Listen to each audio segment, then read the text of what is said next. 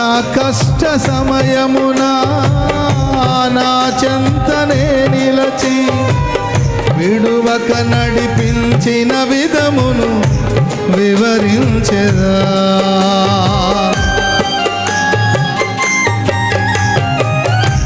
నా కష్ట సమయమున నా చెంతనే నిలచి విడువక నడిపించిన విధమును వివరించెదా.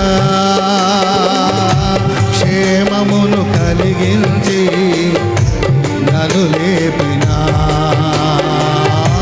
దీవెనలు కురిపించి కృప చూపినా